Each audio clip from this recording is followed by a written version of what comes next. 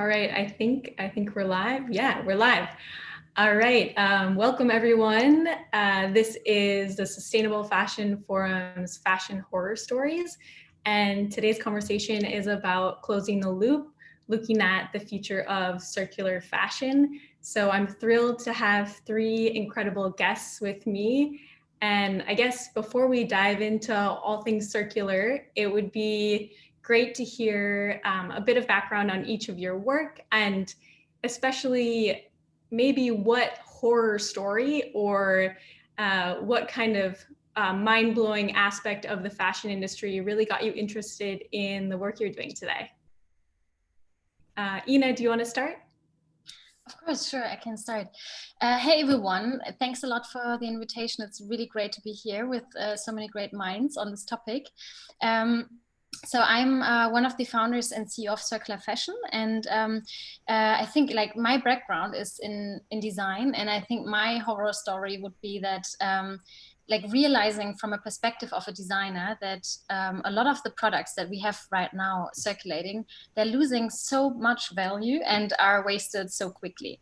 And I think like really realizing that less than 1% of all textiles are recycled was a fact that really surprised me when this came out. And also earlier, I think I realized that really design or like waste is really design gone wrong. And also waste is like material without an identity, because if we know like how to create things and also how to inform about what is in a product, we can actually make a great value out of it.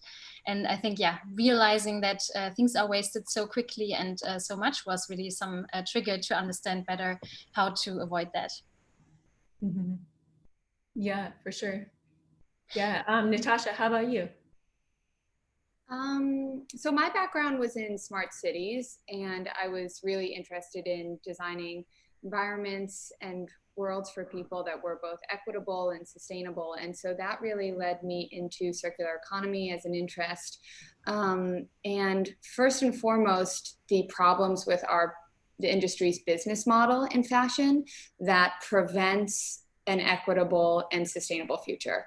And so, this basic principle of the fashion industry as a business model, that you make more money selling more product, is inherently kind of dooming the fashion industry from a material and a sustainability perspective.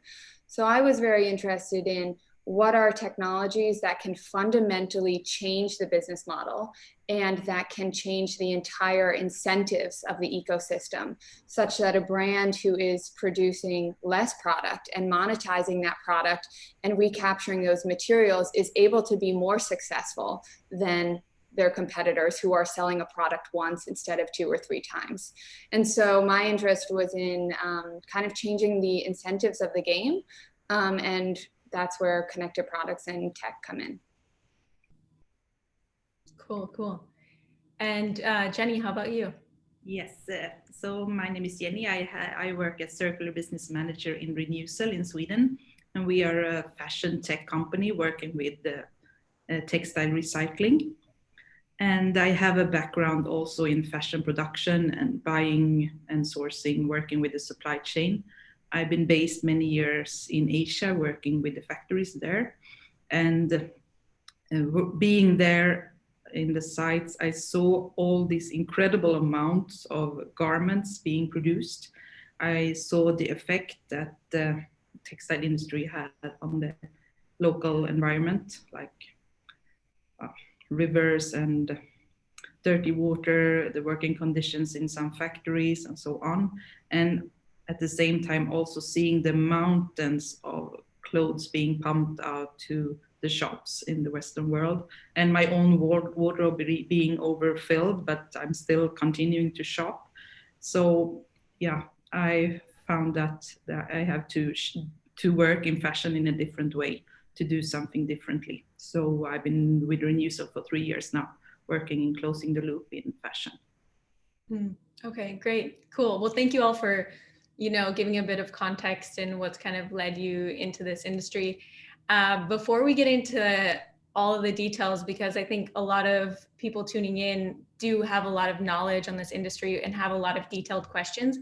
I do want to kind of take a step back and ask each of you what circularity means to you, because I think in the fashion industry, specifically today, we have these buzzwords that they come in and then they take over and then they're overused. And then it's like, wait a second, what does this even mean? I'm seeing these random massive brands using it, but I don't know if that's really aligning to what's happening in the actions behind the scenes. So yeah, so I guess to start us off, like, what does circularity mean to you and the work that you're doing?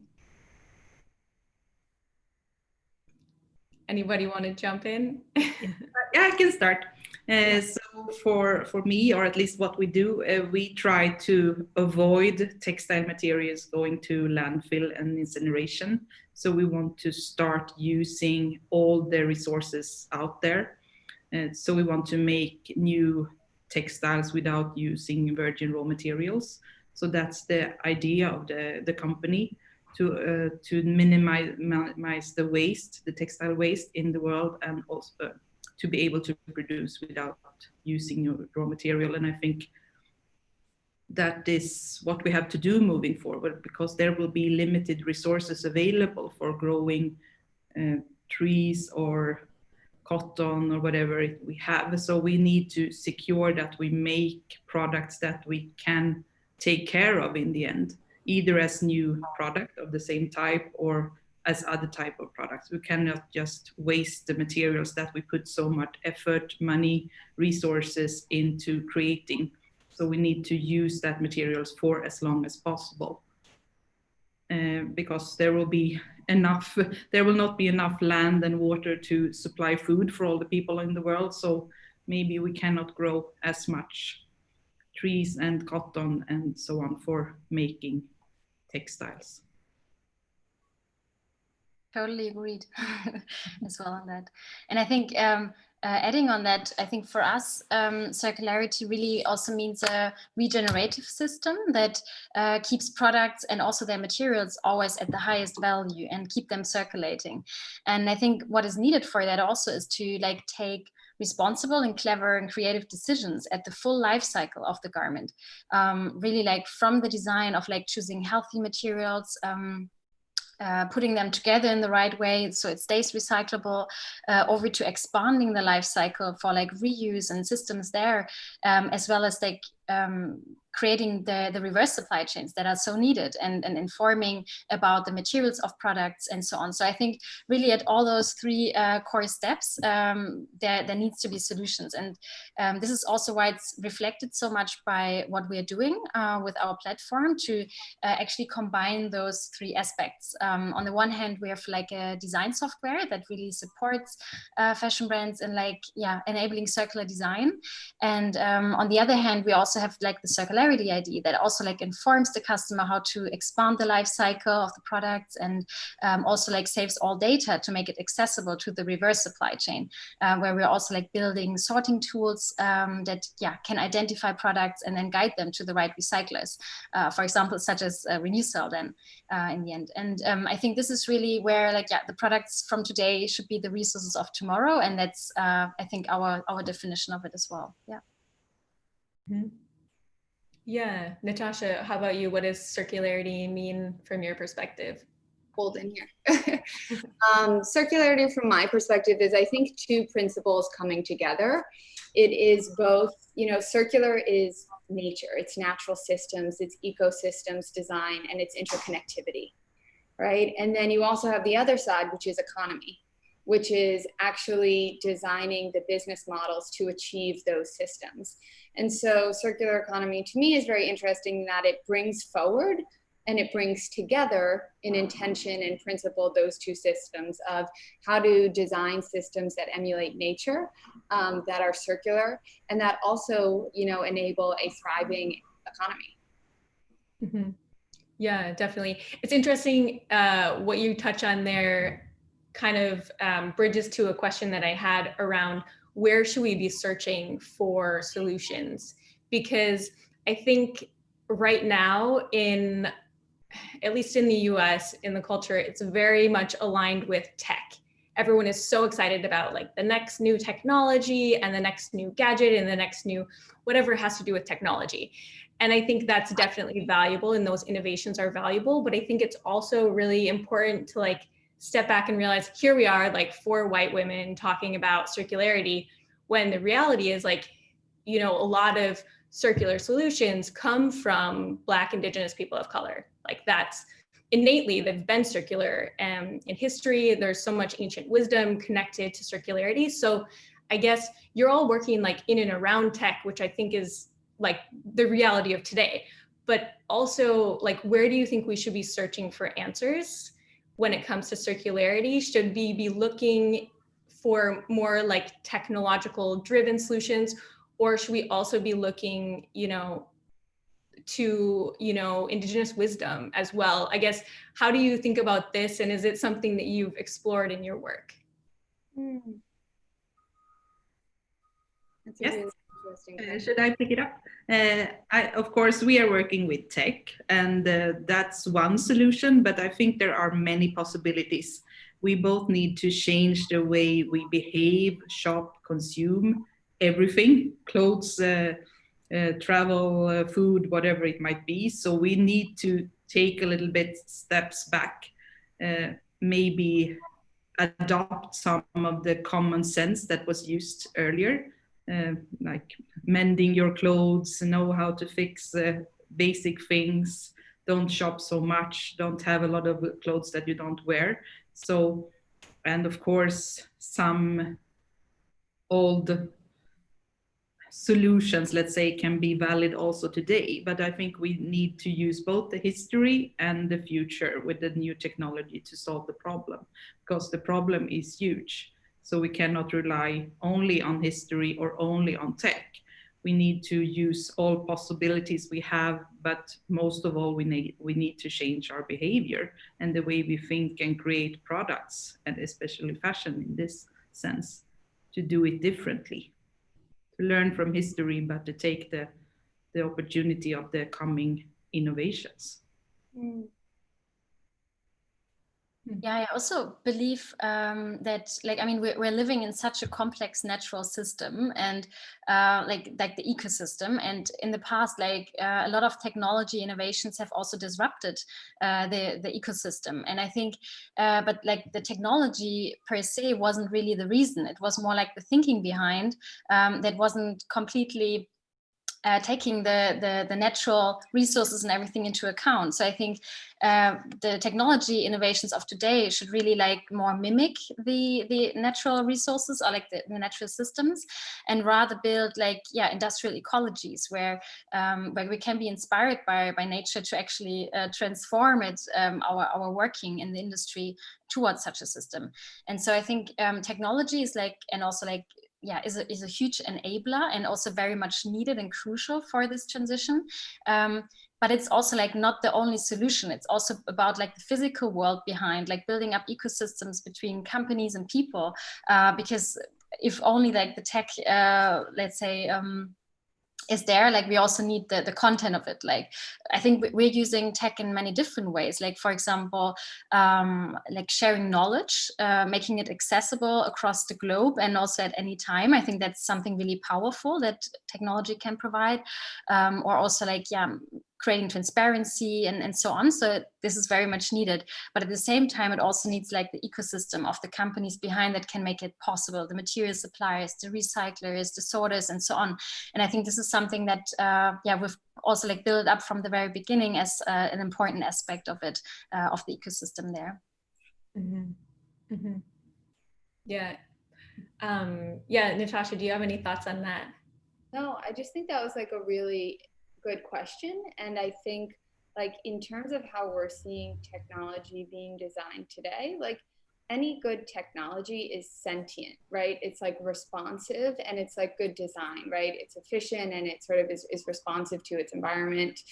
And what has historically been sort of the case for technologies built over the past 30 years is they're sort of like vertical silos of tech, right?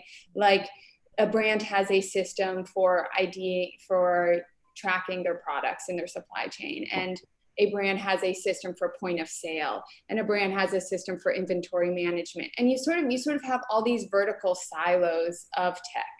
And now what I think is super exciting, which is sort of like a kind of new mental leap in how we can think about technology, and also I think kind of aligns with our cultural shifts and how we're thinking as humans at this time, which is a technology that is actually connecting different silos, right? A horizontal technology that starts to connect all these sort of vertical silos in the value chain and build new systems. And so that to me is really exciting because systems are responsive, right? And systems start to move away from this sort of linear mindset. And so I'm seeing that both in how technology is designed from a technical perspective, and then also what that can enable in terms of like a cultural shift for how humans interface with that. Mm-hmm.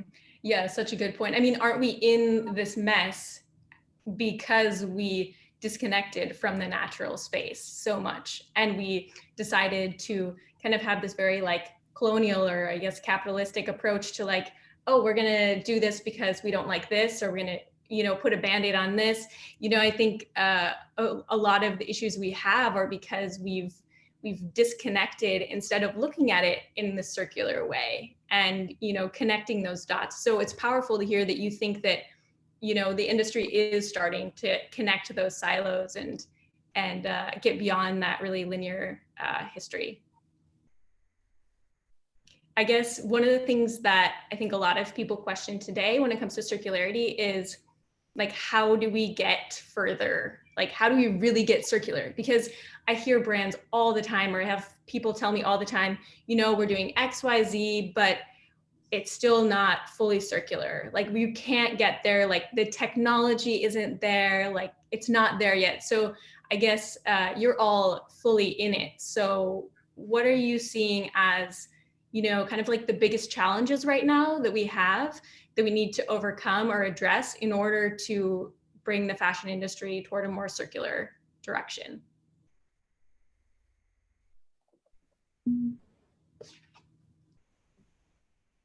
I can start again. So of course it's such a complex question because there is so much textiles being produced and so much fashion being produced, and it's all over the world. So of course there are so many challenges. There is not enough technology or ancient wisdom available to take care of it all. So we have the challenge with not, of course, technology is not being available in scale. That is what we are trying to work with. But we also have the problem with the logistics. The garments and textiles are scattered all over, and the circular models are not in place. We don't have the setup everywhere. We have it in small communities, let's say, in small systems. So this is something that we have to work with worldwide to solve. And what is also, of course, important, what Ina was talking about earlier, is that garments and textiles and products need to be designed with the end of life in mind, because the problem today is that so many materials are blended in a different way, and the technology to solve it and to recycle it and take care of it, the technologies are not there yet. So maybe we shouldn't design unless we know that there is a solution that can take care of the product. So this is maybe the biggest challenge, to integrate that way of thinking into all design and all products being developed. Maybe this is an utopia thinking about it, but if we design without the end of life in mind, we will not solve the problem. Mm-hmm. Is it utopia? Is it a utopia? Like, is this I don't possible? know, but I see we are quite far from that way of thinking, but I hope that it will get better. More technologies will be developed and so on, but we are producing so much every year, so it will take a lifetime to solve all these problems. Yeah, maybe I can jump on that, because I think in terms of if it's utopia to actually design for circularity, I think there are so many solutions, and also so many diverse solutions that are also very much needed, like to really make a system resilient again, like having diverse solutions. And like when we do trainings with the brands that we work, that there is for each different like brand DNA, if it's like for Hugo Boss or bestsellers or H&M, like there are great solutions, and companies are moving a lot, and it's really yeah, encouraging to see how inspiring it is also for them to not only understand it as a limitation for them, but much more like a driver for innovation. And I think I totally agree to Jenny's point on like the challenges in terms of the scale and the volumes that are actually missing to make the business case also running for certain things, like the interconnection between this. And there again, I really believe we have to take an open and collaborative approach to really try to interconnect platforms, and there, like also Natasha's point comes in terms of connecting systems and so on. And I think this is also something that we've been looking as a purpose company from the very beginning to see like, okay, where do we like double efforts, where can we complement each other, and have also like made integrations with companies like Trust Trace or platforms like Sketch, like others that have like similar approaches, and but still are rather, yeah, like they're going for the same goal. And I think this is really powerful also, like if we're talking about that we need to standardize things, to actually make them work and integrate things. And yeah, I mean, there are many great initiatives on this, and yeah, great that we're moving forward with this. So I feel like you are bringing a bit more of an optimistic twist, which is great to like feel like there is movement, like there are things happening, which I think is nice to hear, because we're hearing this word all over this place, like circularity is everywhere. And it's good to hear that there's traction and things that you're seeing to back it up. As far as like initiatives or projects or tech or innovations, what are you all seeing right now that's exciting that you feel like is really kind of propelling this forward? I take it again. I can just say from our side, we see a huge demand for the recycled fibers that we sell. So there is so much interest from brands, both in buying material made from recycled content and also in engaging in recycling possibilities. There is interest from several countries to build plants for recycling of textiles. So there is a lot of things happening, and there is a movement, but maybe we need to speed it up a little bit. But definitely there is interest from a lot of brands and countries and stakeholders in this. Yeah, I think it's interesting. I think I am optimistic about where the industry is going, but I am exclusively optimistic based on there being business model transformation.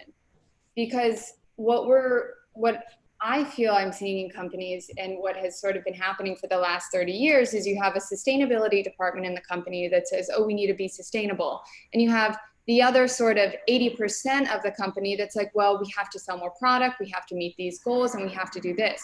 So essentially you have one sort of entity that's going, half of the stakeholders in the entity are going this way, and the other half are going that way in terms of, you know, achieving circularity and sustainability objectives. And therefore there is no progress, you know? And so what gets me excited about this moment right now, and what I see as a shift, is actually the businesses who there is building a better business case for these circular products right now, such that the company, the brand, can act as one team, all driven towards those shared objectives, and then we can actually make progress. Right now, we have projects where the product that is designed to be circular, that has a circular business model, is generating more revenue than the non-circular product, right? So all of a sudden you now have a solution where both parties of the organization can move forward toward that. And when they're both moving in the same direction, they can accelerate it, and it can actually become a solution that scales, that, you know, we need globally. So that to me is like where I really see shift and I really see progress that will move from being side of the business sustainability toward mainstream global solutions. Mm-hmm. Yeah, I think that's a great point. I think, yeah, like the integration of, you know, sustainable concepts and circularity across businesses. Like, I feel like what you brought up is such a good point, that so often the sustainability department is this department on the side. I mean, it shows with brands and how they'll do, you know, a one-off collection that's sustainable and not integrate that into the entire supply chain. And I think, again, it goes back to this like Band-Aid approach. It's like, okay, so we have these issues, but we don't want to address all of our actual, you know, root causes, all of the issues that are perpetuating this. We want to just put a Band-Aid on it and then, you know, work from there, which isn't really getting us anywhere. So I guess with that in mind, I wanted to bring up, there is a new collection that a larger brand released recently that I think has gotten there's been a lot of discussion in the press about it and in blogs and things. And that's ASOS's new circular collection.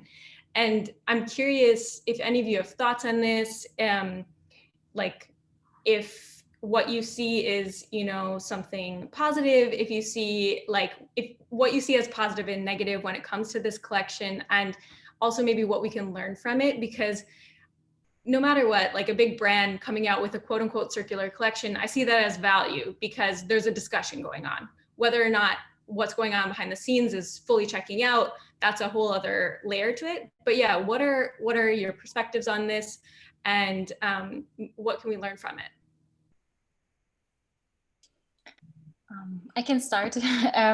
So I totally agree. Like, I think we appreciate every action that is going into the right direction, and that's truly there. And also really amazing that, I mean, you have to start somewhere, and like there is no 100% yet anywhere, and that's great. And I think still when doing circularity, it's also like great to have all the elements together and like have a holistic approach. And I think this is always something that is important for us when doing projects, to like really have like from the design perspective. I mean, there are like explored a lot of circular design strategies, and that's really great. And I think it's also very important to be 100% transparent and also clear about materials. So that's, I think, something that that is really important, and also to actually save those information in the garment and make it accessible to everyone, and like really inform customers and the reverse supply chain about how these kind of products are circular and how they can circulate. I think that's a very important point. And I've seen that like QR codes also are used, and that's really fantastic. And I think if they would even have like a circularity ID, similar thing, like a product identifier that can really help identifying a particular garment, I think that would be an enormous step as well. And like with that, having actually like a tandem of like the design strategies that reflect also the take-back system, like infrastructures that are in place to really take things back, sort them, and regenerate them. I think that will be also amazing. So I think there's probably like some potential like to communicate more clearly about like what has been done, and also like to take into account more steps to fulfill the full cycle if necessary. That's just a perspective from us.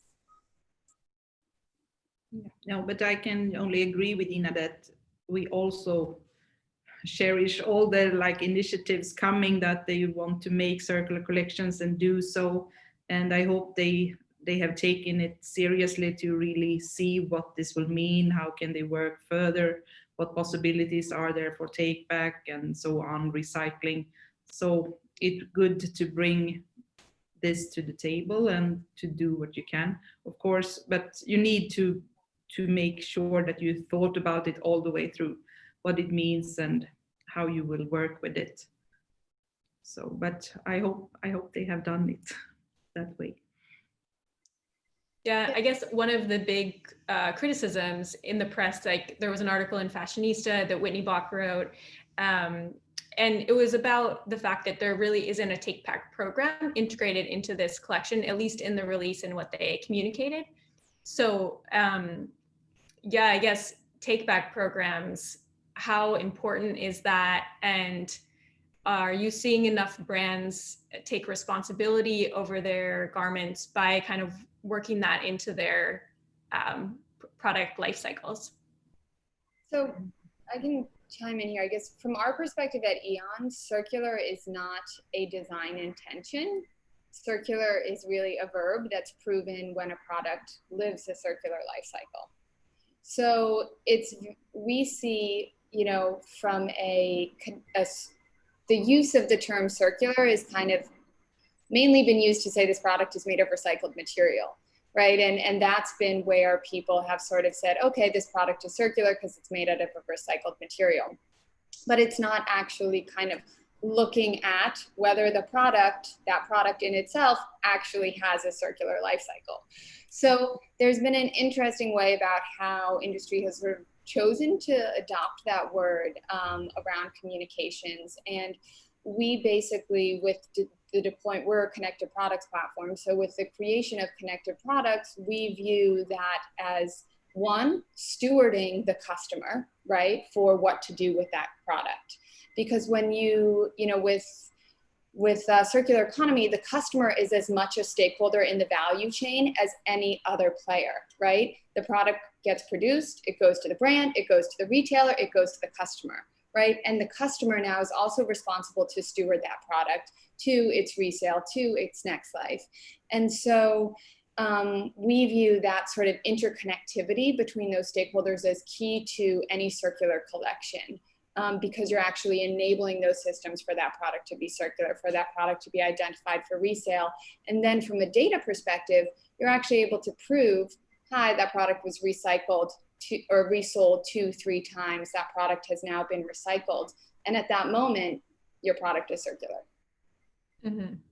Yeah, I think you bring up a good point as far as like the messaging goes across the industry, and how, I mean, so often this happens, like a word comes into play in the conversation and then it quote unquote becomes bastardized in a sense. It becomes transformed so much that it's kind of lost its original intended meaning. And so, you know, when it comes to circularity in the fashion space, I think greenwashing is an issue. So what are you all seeing?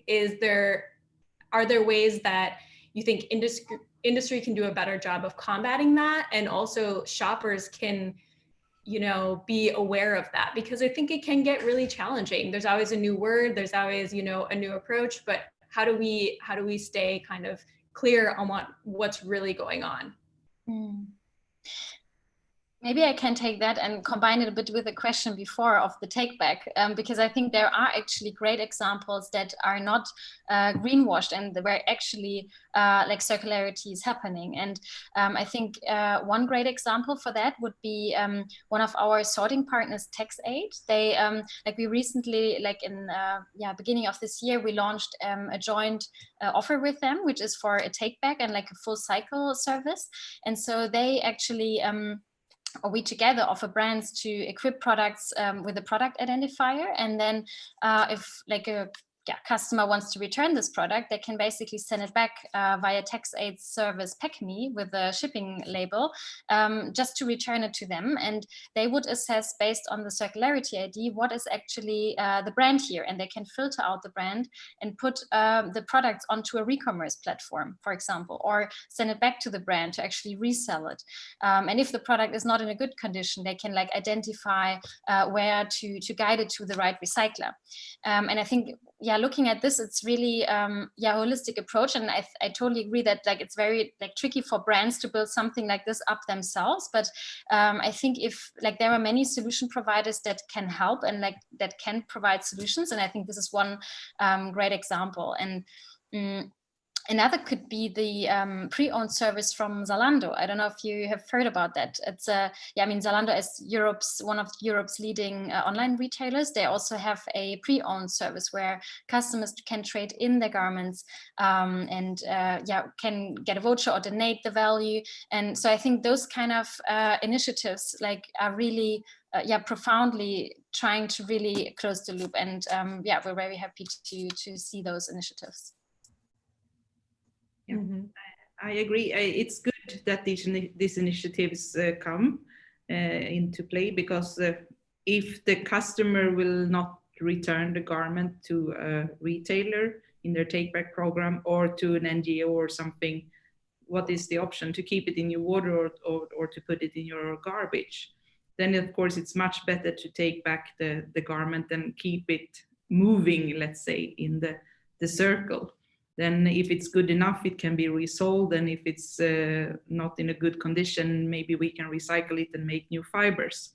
So of course this is a good thing to start to move garments, but of course also it should not be a reason to just shop more and more and more, Mm-hmm. which could be a risk, of course. Mm-hmm. Do you think that shoppers need to be incentivized in order to give their product back to a brand or get it back into that circle? I talked on a live the other day with Thousand Fell, who is a shoe brand, and they have like a surcharge of $20 when you purchase your shoes from them that goes into, basically they give you $20 back when you return your shoes later. And I'm curious, like, do you think shoppers are, you know, dedicated enough to the circular economy and believing in this that they will do it if a brand offers it, or is that financial incentive or some incentivization necessary to really speed up the shopper side of it? Maybe I think it's an easy option. Maybe it's easier to bring it to the shop if you are still going there shopping anyway. So it's an easy solution maybe for the consumer. And at least in Sweden, we see that many people are putting their old garments into the garbage, and they are being incinerated later on for energy, which is better than putting it on landfill, but still not good. So it's maybe a way to highlight that it's possible to recycle textiles and push a little bit. But I think, of course, if you have the energy, you can sell the garments yourself and earn more money, but it's a quite easy way to get rid of them and get a little bit of kickback from the discount. I really admire what Thousand Fell is doing. I think they are a leader, just like a Rent the Runway or the Real or Vestiaire Collective, who is sort of proving out a different business model and, you know, changing the economics of how they run their business, creating those incentives for the customer, and ultimately proving out a new solution for industry. So I'm very excited about those kind of solutions. And I also think the economics start to make sense for the customer, which is what ultimately makes things take off, right? The Real takes off because, you know, you can get that dress for less and it's sustainable as well, but that's not the main driver for why people are on the Real. Mm-hmm. So I think we have to recognize as an industry that any really good solution is viable and has economic incentives for all the stakeholders. And so I think what they're modeling has the potential, just like a Rent the Runway or the Real, to really scale and then also be replicated by larger brands. Mm-hmm. Yeah, and I think it brings into play the question of accessibility, mm-hmm. and really helps, you know, make it more of an accessible product to more people, because a lot of times we hear all the time that, you know, the price point is a barrier to entry if you want to buy sustainable products. Mm-hmm. Well, we're getting close to question time, but I wanted to bring up one question that was actually posed on SFF's Instagram by someone. So it's from the OR Foundation, and this is what the question was. How will the circular fashion movement incorporate eco-reparations so that circularity does not perpetuate the same destructive colonial power dynamics of the linear economy? Anyone have any insight or thoughts on that? Like, as far as context goes, they also had additional context talking about how most circular tech and infrastructure is being developed in the global north, with the impacts of fashion's waste being felt in the global south. So that gives you a bit more context of kind of where they're coming from. Can you read the question one more time? Sorry. Yeah. So how will the circular fashion movement incorporate eco-reparations so that circularity does not perpetuate the same destructive colonial power dynamics of the linear economy? Okay, I can start. I think circular economy in general right now also is a lot of concerns and really needs to look at the people equation here. Because if we shift into less manufacturing, right, what does it mean for the majority of people in the world who are working in the fashion supply chain? And what are the implications for everyone? And so we actually are part of a research initiative with the Lattes Foundation around that, like what is the intersection between people and circular economy? I wouldn't be an expert on the kind of eco-reparations area, and I welcome the opportunity to learn more about that. But I do think there's a confluence of shifts between people and circularity that does need to be studied in general, and is something we at our team are very interested in. And if anyone else is interested in it, the Lattes Foundation is running research around that right now too, that I invite people to take a deeper dive on. Mm-hmm. That's great to hear. And I think it's super needed. Like, I think it's around about 60 million people working in the industry there. So like, definitely it has a big effect. And maybe I can share, like, from our perspective, it's also important to create more regional loops. And like, I mean, there is no sense in like collecting products in like Europe and sending them like as trash bags somewhere else to have it recycled and so on. So I think something that we're looking into is how can we, with like the sorting software that we've built, how can we actually make decisions that are not only based on technical recycling factors, but also like on sustainability factors, like where is the closest recycler, where is the recycler who uses like the least energy or renewable energy, less water, etc. Like, and also like more in a regional system, like where how can we do it in a more resilient and regional way, and also like bring these innovations to all over the world. And I think this is something that I think is also very important. Mm-hmm. Yeah, I think one of the other aspects that the Aura Foundation was getting at with the question was like how, you know, so many of the circular technology companies are based in the global north. And then a lot of times these systems historically have been dumping all of the textile waste on other countries. And then they're basically dealing with the environmental and human impacts of that without that being looked at. And I think I'm curious, because maybe it is being looked at, but I don't hear it discussed. I'm curious if, you know, the circular conversation and the tech side of it and in like this innovation, if we're also thinking about that, because as probably many of you know, like, you know, sustainability needs to be intersectional. If we think about Leah Thomas and how she's just massively exploded recently after the resurgence of the Black Lives Matter movement, you know, after George Floyd's murder, like she's really put this idea of intersectionality, thanks to Kimberly Crenshaw, on the map. Like, we have to be thinking about this when it comes to sustainability. So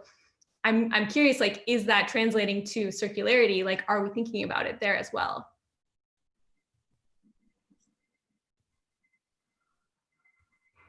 I think we live in a global world of interconnectivity right now. And I guess that kind of goes back to the point of sort of a shift in how technology and systems are designed. I think the dumping of resources, countries, I've been following this, but countries now across in other parts of the world had sort of closed their doors now and said, hey, we're no longer taking your waste, which is, you know, kudos to them for that and making that decision. But I think there is sort of, okay, now that you as a country in the US have sort of stuck with your own trash, now is the time that I guess the shift is to take responsibility from a government perspective as well.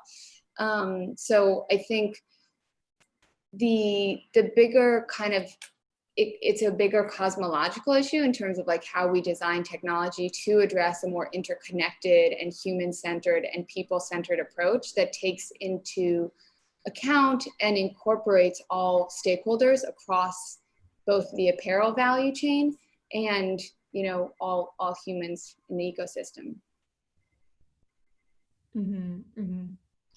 Yeah. Any other thoughts from you, Yeah, I think like that it is very important when looking at like tech and innovation and this topic that it's an inclusive discussion where also like, for example, through like open source approaches or different things like technologies and innovation can actually be like also distributed, like because we need solutions not only in the northern like etc. Like we need like really yeah, a more inclusive approach and like to spread over, and there are many great ideas around the world, and I think also great examples to support them.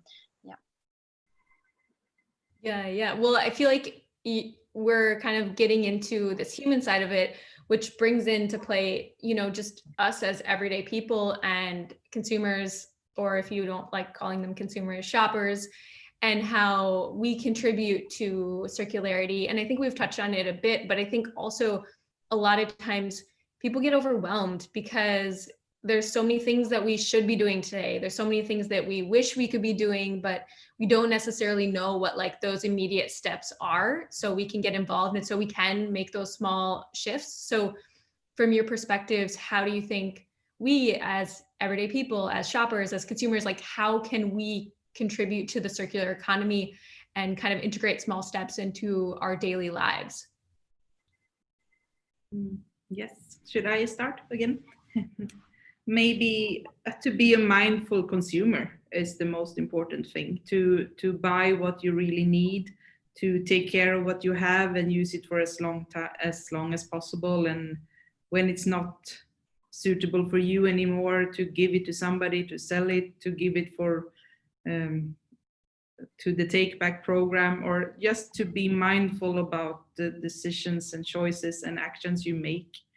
That's a good first step, and to not just shop out of habit and put garments in your wardrobe, but to really use what you have and be creative with what you have first, and then go for the shopping part. I think that's the easiest way to do something as a consumer, because most of us have much more than we need. Mm-hmm. Agreed. And I think not a lot to add to that, but I always like, I think in like, yeah, 3 key points, maybe like on the one hand, really, as also Jenny said already, like making conscious buying decisions and like maybe trying to discover, also like really looking behind the scenes and trying to discover the potential of these products. Like, is it you know, what's the material? Is there maybe like a circularity check being made, something to discover there, to really learn, yeah, what has this garment for a potential, and then maybe preferring garments that are actually offered in a system, and being very curious about what are these new business models of like, yeah, using things differently, not just buying it, etc. And also like then to, yeah, really preserve the value of it and think about yeah, where to return it, what to do with it. Yeah, things has been said, but yeah, I think that's a good approach. Just to add one thing to that, if you give your garments for secondhand, for charity, also try to shop a little bit there yourself, not just thinking that somebody else will do the secondhand shopping and you will buy something new. So, because there are many ways to be creative and also economical. By shopping secondhand, you can buy sometimes much higher quality for a lot less money. So, and you can you're find willing to give to secondhand, and it's fun. Yeah. I think I would also be interested in sort of ideas or contributions from how, you know, solutions that are designed in one part of the world could be more inclusive and more collaborative here. I think as a company in the US, we are a US based company, we do recognize that we're designing solutions that serve US brands that are working globally. And so there is, you know, we obviously do come with one perspective of how to enable business model transformation. And I think it would be, you know, if anyone on this call or listening here has any sort of content, feedback, contribution, thoughts around that, we at Eon would just love to hear from you. Yeah, so basically, if you have feedback for, you know, initiatives or brands or companies out there, share it, right? Because I think a lot of times we feel like no one's listening on the other side, but I hear from brands that they are listening. And do you feel like that there is that need to hear what shoppers are wanting to know, or to hear their feedback and constructive criticism? Yeah, I think brands are responding to shoppers' change in consumption pattern. They're seeing that resale is growing 21x faster than fast fashion, and they're like, okay, that's a market we should get into. So I think it's exciting to hear in these brand conversations the power of the customer and the power of your choice, and how that actually affects the decisions that these large global corporations are making. Absolutely. But that can't happen sooner enough. So yeah.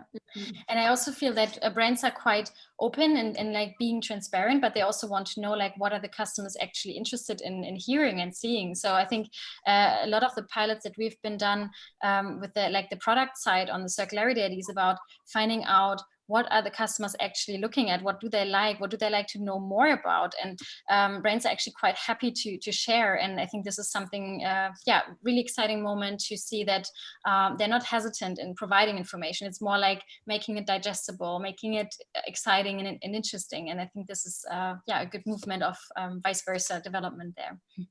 Mm-hmm. Yeah, it's such an interesting time where now brands aren't just telling us what's cool, right? Shoppers are actually telling brands what they need to create to be cool, which I think is a powerful time in the market right now. very interesting. Yeah. Mm-hmm. Well, I know we have one question from the audience thus far, so I'll pose that one and we can see where we go from there. So someone says, to what extent is recycling realistic and accessible for the average person and clothing items today? How can customers recycle old clothing? Yes, I can pick up on that. We get a lot of questions from people that email us and say, oh, I have 3 pairs of jeans that I want to recycle. And that is, of course, a little bit difficult. We are in an industrial scale recycling plant, and we work together with several brands with take-back programs. We also work with different waste traders and NGOs that have textile collection. So we need to take garments for recycling at an industrial scale. So we are depending on other parties to do the collection and sorting for us. We don't do the sorting ourselves. So if a private person wants to recycle their garments, I suggest that they give it to a take-back program with the brand, or that they give it to an NGO. And hopefully, if the garment is no longer useful in the second-hand and recycling loop, it will come to us eventually when the garments are worn out. It actually makes me so happy that there's an individual consumer coming to you wanting to recycle their product. Quite many, actually. Awesome. Yeah, that says a lot. Are there any, I guess, just going off of that really briefly, are there any take-back programs that any of you recommend or suggest? If it's not specific to a brand, like where would you suggest, like someone has something that it doesn't work for them anymore and they don't want it to just get into that secondhand, black market, where should they give their product back to? I think this comes into supporting brands who have take-back programs. There are brands that do, and participating in their ecosystems is, one, helps them fund their programs, help them better invest in their programs, and proves to the other ones who haven't yet launched theirs yet that those places are going to win, and therefore drives their transformation as well. So no power like the purse. But if you have a preferred brand and they have a take-back program, give it to them. Or if you like a certain NGO, give it to them, or give it to your friend or your sister, whatever. As long as it's used by somebody, it's good. Mm-hmm. Yeah, definitely. I mean, I think it is cool that there are some in the resale market that you can give your products back to, and you don't have to have the alignment with brand. So like ThreadUp, for example, you can give your garments to them, and they even send you like a prepaid shipping label, and it gets back to them and kind of gets into that system.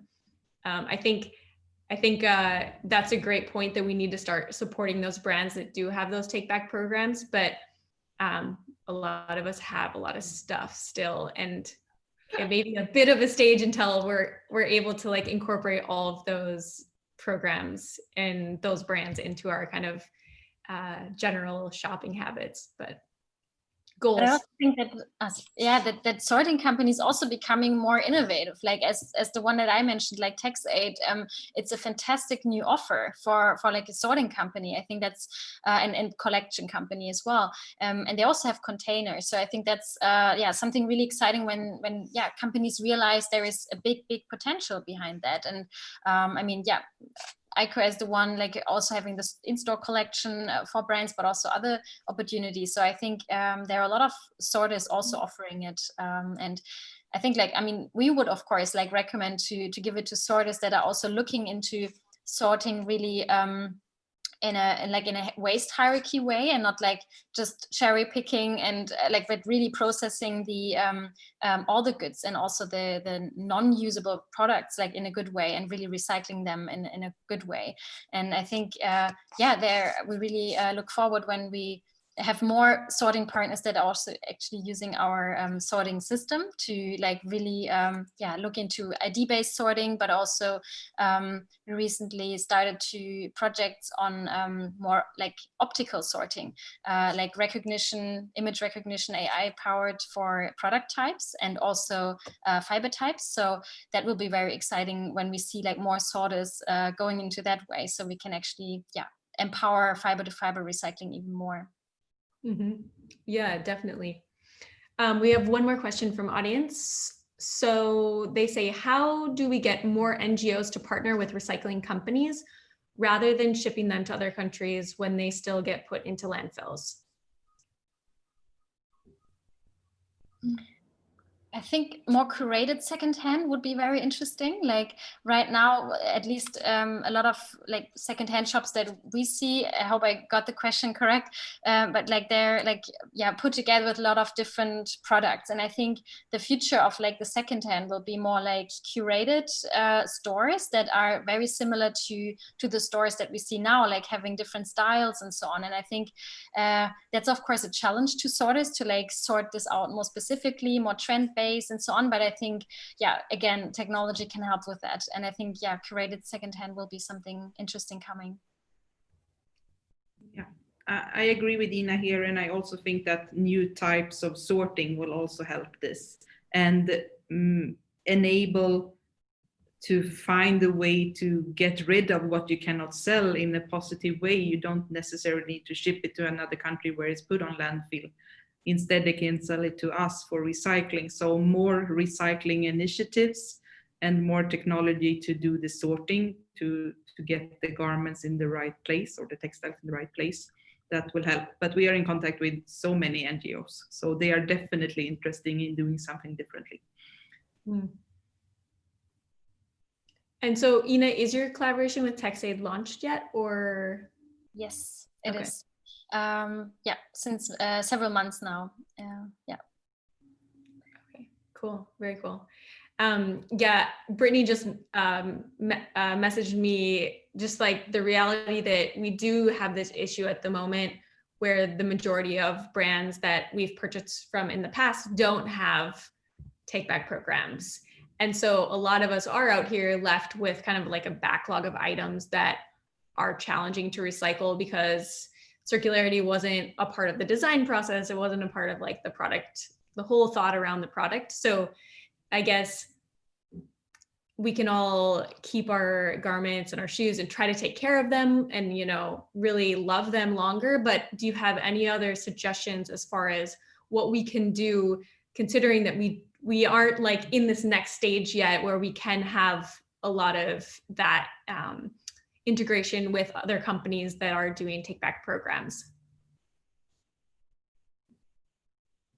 But yeah, if you, I don't know, if you cannot give it to somebody else, you cannot give it to an NGO, you cannot give it to a take back program, you do something creative with it. Make a pillow out of your sweater, or I don't know, do something with your textile or your fashion garment.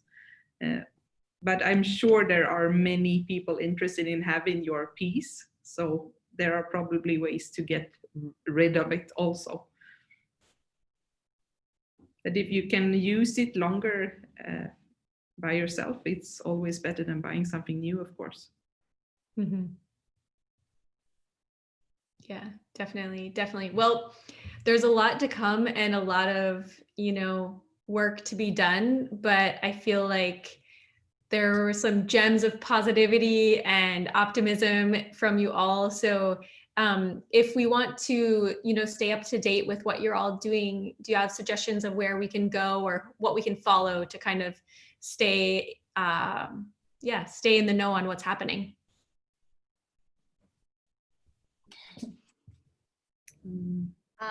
We'd love to keep in touch. We'd love any feedback from anyone who joined this webinar, especially people who had comments or questions. And you can find us at eongroup.co.